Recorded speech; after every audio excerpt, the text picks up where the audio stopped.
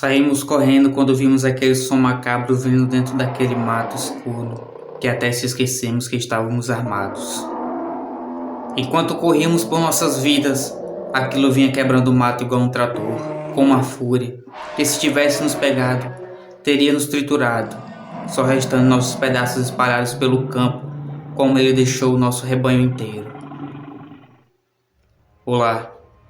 Bom, não sei bem como começar a contar essa história para vocês, pois sei que muitos não irão acreditar no que aconteceu comigo, meu pai, meu irmão e dois nossos peões na nossa fazenda, no interior de Goiás, há muitos e muitos anos atrás. Era a década de 60, eu tinha 20 anos naquela época, meu irmão, mais velho que eu, já com 30 anos. Além de nós dois, morávamos na fazenda nossos pais e dois peões que nos ajudavam a tocar o rebanho de ovelhas. Levávamos uma vida pacata, como qualquer agricultor. O dia a dia era quase a mesma coisa. Cuidar das mais de 100 cabeças de ovelha. E por mais que fosse um trabalho meio rotineiro, nunca deixávamos de fazer, pois recebíamos com muita gratidão ao que Deus nos tinha proporcionado. Como nessas regiões por aí, a Brasil afora, lá tinha relatos de coisas estranhas. Os fazendeiros mais antigos diziam sempre verem luzes estranhas sobre os pastos, gritos aterradores durante as noites e madrugadas escuras, e além de animais feridos com marcas de garras e mordidas pelo corpo. Há relatos até mesmo do tal chupacabras por essa região, mas o lobisomem tinha mais ainda. Nossa fazenda ficava localizada entre um morro bem extenso e a parte mais baixa, onde ficava a casa e os galpões. Como nossos animais nunca nos deram problemas para fugir, eles dormiam no pasto mesmo. Assim, no dia seguinte, saímos pelo campo chamando os mesmos que vinham em nossa direção para o curral, onde eram tratados casos de algum ferimento e feita a tosa de suas pelagens. Já não mais me recordo o tempo daquele ano, o mês e nem a data exata. Era um dia de sábado. Na noite passada, havíamos ido para um evento na cidade próxima e para não pegarmos a estrada à tarde, ficamos em um hotel beira de estrada. E quando chegamos em casa, fomos recebidos por nossos peões que, assustados e inquietos, andavam de um lado para o outro em frente à porteira. Quando paramos o carro, eles já não falavam que algo tinha atacado nossas ovelhas na noite passada. Meu pai, sem entender nada, pois nunca tinha visto problemas com isso, pediu que eles se acalmassem e falassem bem devagar, mas os homens impacientes fizeram questão de nos levar até onde os animais estavam. Descemos do carro e saímos caminhando pelo campo para a parte onde costumeiramente elas ficavam. Os dois não paravam de falar sobre o que tinha acontecido e meu pai pedindo calma a eles. Quando chegamos no local, vimos os animais, ou o que sobrou deles. Nossas ovelhas eram grandes e tinha cerca de 4 delas mortas, literalmente despedaçadas pelo mato rasteiro do campo. O cheiro forte de sangue ainda estava presente. As outras assustadas estavam em um dos cantos juntos, como se tentassem se proteger de algo que mesmo durante o dia elas ainda tinham pavor.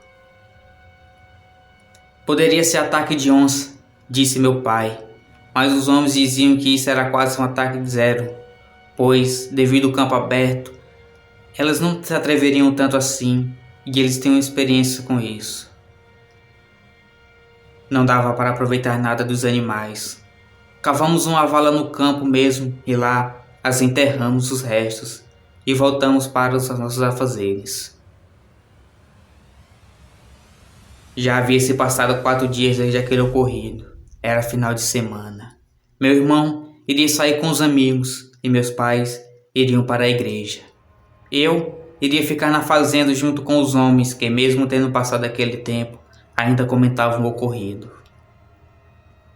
Depois que todos saíram, ficamos reunidos na varanda e começamos a conversar sobre o que eles achavam que poderia ter provocado aqueles ferimentos. Então, o Zé, um dos homens, começou a contar uma história que que ele havia presenciado quando adolescente, lá no estado do Paraná, enquanto foi passar uma temporada na fazenda de seus avós. Desde que ele chegou lá, já tinha relatos de lobisomem. Seus avós o aconselharam a não sair nas noites, principalmente nas quartas, quinta, sextas e domingo, pois era período em que o lobisomem surgia. E ele sempre foi muito cético com essas coisas, até aquela fatídica data. Enquanto estávamos sentados, ele fez questão que tentássemos imaginar como foi o que ele viu. E também quero aqui pedir para que vocês viajem com a gente, que soltem suas imaginações durante a história toda, para melhor entendimento dos telespectadores. Ele ainda guarda aquela noite até os dias de hoje, com seus mais de 90 anos de idade. Aquela noite estava fria como de costume na região. Seu avô resolvera fazer um fogo na parte de trás da casa para assar alguns pinhões para eles. Fizeram uma fogueira e colocaram uma grade de motor velha de trator. Colocaram as pinhas e ficaram conversando enquanto a iguaria ficava pronta. A hora foi se passando e o cavalo que eles tinham começou a ficar agitado. Zé percebeu que seu avô agora havia mudado sua feição de alegre para sério e preocupado. Sua avó, ao perceber a mudança de seu esposo, entrou para dentro e buscou um revólver que ficava no quarto dos dois. Zé, ao ver aquilo, perguntou o que estava acontecendo e seu avô disse para ele entrar para dentro. Ele sempre foi muito obediente e entrou com seus avós, mas antes, Zé ainda questionou sobre as pinhas, mas seu avô disse que ele as deixasse para lá. Quando fecharam a porta e apagaram as luzes, o cavalo começou a relinchar desesperadamente. Zé, com uma curiosidade, olhou pela fresta da porta e o que ele viu, vou tentar descrever para vocês. Zé não é de mentir, isso eu sei muito bem. E ele, com os olhos cheios de lágrimas, sentados em uma das cadeiras na varanda, falava para nós dois que, ao olhar pela fresta, viu um animal negro e grande, do tamanho de um bezerro em frente à porta a poucos metros. Aquilo estava cheirando as vasilhas com as pinhas e olhava para a porta como se estivesse vendo se ninguém saía, ou se é que já não tinha percebido a sua movimentação. Naquele momento, aquela coisa começou a roncar igual um porco, mas não era um porco aquilo, ele sabia muito bem. Aquela coisa só tinha uma semelhança. A cabeça era deformada como a de um porco preto, orelhas que cobriam seu rosto, olhos brilhantes, braços com pelagens escuras e a parte de trás mais alta que a da frente. Os olhos daquela coisa, ao olharem para a banda fogueira, brilhavam com as labaredas do fogo ainda aceso. Aquilo farejava o ar e, como se não bastasse já ter deixado Zé aterrorizado, aquela coisa ficou em pé como um urso e começou a caminhar na direção do cavalo que saltava, dava coices na tentativa de afastar a criatura que se aproximava dele. Zé, vendo tudo aquilo da porta. Aquela coisa ia atacar o cavalo quando um estampido de um tiro fez a criatura correr para o mato. Quando Zé olhou, percebeu que seu avô estava na janela disparando contra a coisa que já estava camuflada na escuridão noturna e na vasta vegetação fechada. Depois daquele dia, o Zé passou a acreditar em lobisomem e nos falou, olhando dentro dos nossos olhos, que aquilo poderia ser um lobisomem.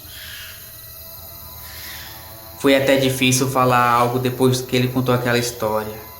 Foi quase um minuto calado, só o som dos grilos no mato. Josivan estava de boca aberta.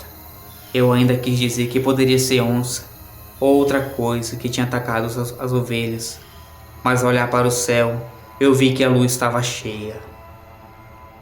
Confesso que foi difícil dormir aquela noite. Tive até mesmo um pesadelo no qual sonhava que estava sendo perseguido por uma fera. Mas acredito que até hoje, que aquele sonho foi um aviso, um mau presságio do que ainda estava por vir.